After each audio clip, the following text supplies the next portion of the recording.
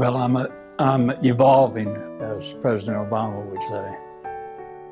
In the last few years, I've had the great joy to work with Reverend Dr. Barber here in North Carolina, and to actually test out a lot of lessons that I've learned in the second Reconstruction in the late 50s, early 60s, all the way watching the white backlash to the great gains that we made in the 60s in the struggle for equality and freedom and justice, and then I've had this my fourth wife, Ashley Osmond. She died in May of 2010. So that was, which was, she had cancer for 3 years and then she died. And so it wasn't unexpected that she was going to die, but it was certainly unexpected in my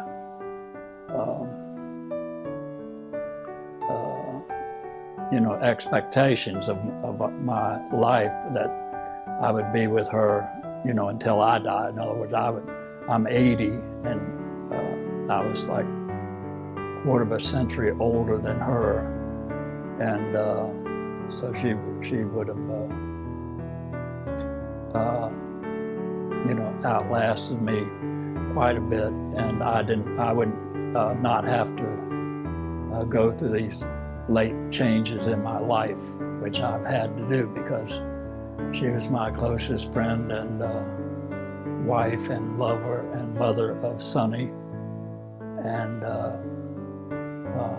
I had a very solid position in Chapel Hill, where I'd been practicing law when she died, I'd been practicing law for 22 years. Now it's almost 30 years.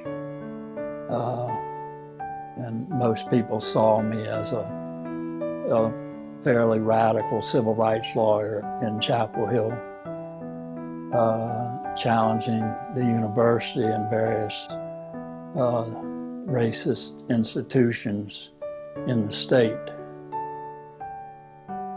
So, I've changed tremendously since she died, because I was basically forced to think through and answer the question you asked, who is Al McShirley now?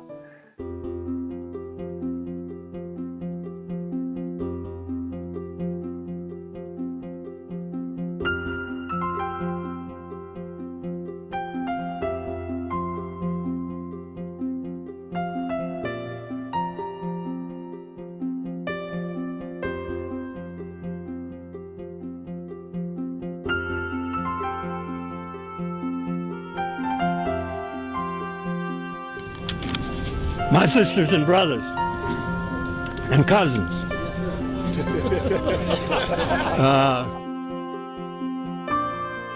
I'm going to pick that torch up and follow me. We're going here. 3 years ago, Alan and Margaret McShirley were helping organize Appalachian residents against strip mining. Local authorities raided their home and reported they seized left-wing literature. The McShirleys protested it was only personal effects taken illegally in collusion between authorities and mine owners.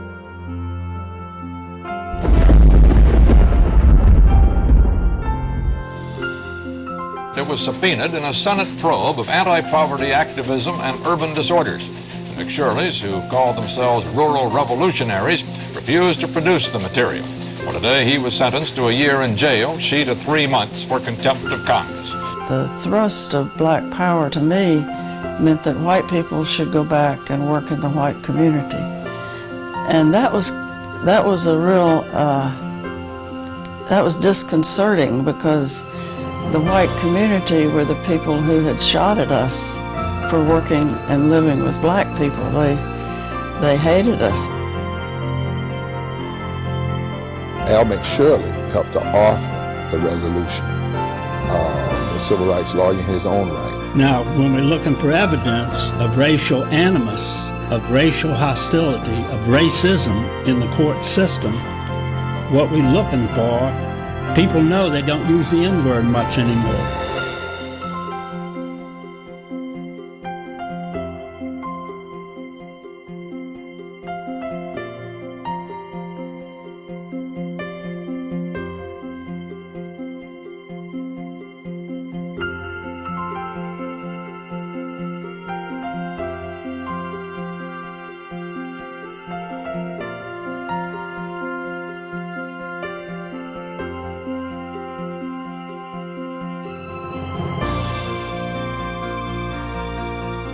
As Julian Bond would say, go up the river and find out who's throwing the kids in the river.